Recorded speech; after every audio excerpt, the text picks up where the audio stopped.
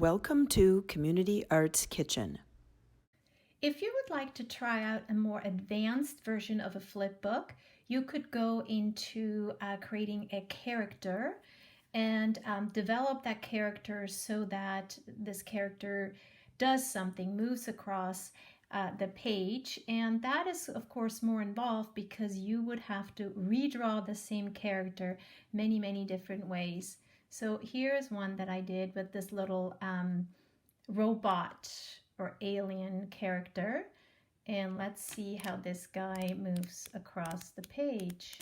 Comes in and out, and like that. We can also play it backwards.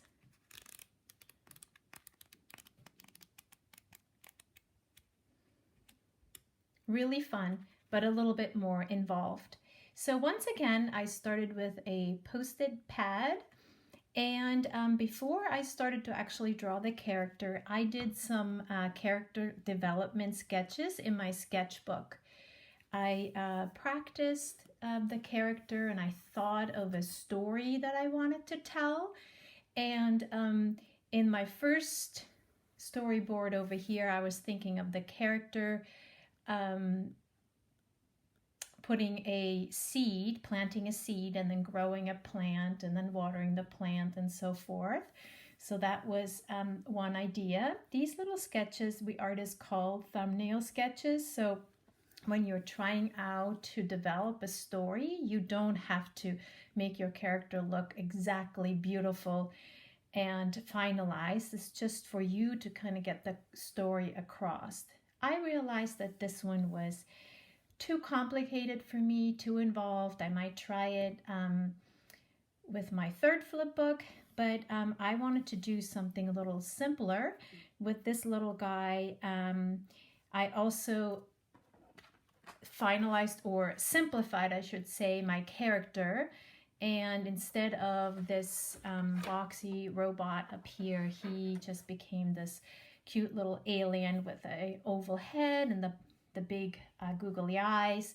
And I kept his body really simple because you have to draw this little guy so many times that it can become very time consuming if your character is very detailed. So that's why I kept him even more simple than when I started out with. And here's my storyboard. So the idea is that he's going to start at the bottom of the page and he's doing a flip. So up here he's upside down and then he's coming back down. So this is what I kind of practiced here in my more finalized drawings. So once you have your storyboard figured out and you have practiced your character, then you're ready to go on to your flip book. And again, you can use the Post-it pad or you can use a journal, whichever else you have ready, or you can just staple a bunch of papers together that you have and put some tape on the spine to hold it all together. And then you can begin to draw. I did this with pencil first because it was a little bit more complicated. So I started out sketching my character on there. And again, I wanted to remember that his feet should be in this 1/3. And I didn't want his head to go up too high. This one is almost too high with the antennas.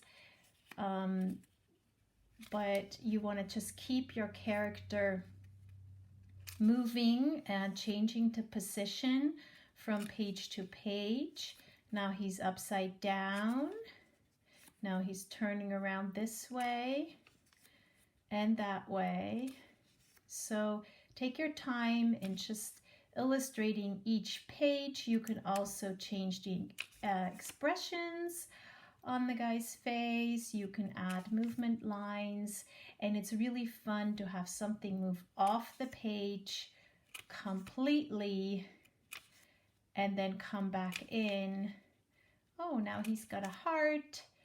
So adding little details that your viewer of the booklet can discover as you go along. Oh, now the heart gets really big Now, two big hearts, the character completely disappeared.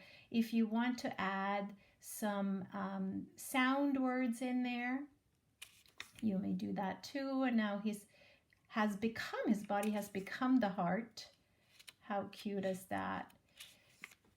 And at the end, we're ending with a radiant heart. So this is really a fun way to just get your creativity going. And as you're working, keep testing your book and see what changes you might want to make. Have fun! Thanks for watching. Community Arts Kitchen was created and developed by Barbara Libby-Steinmann and Anna Rochester. See you next time.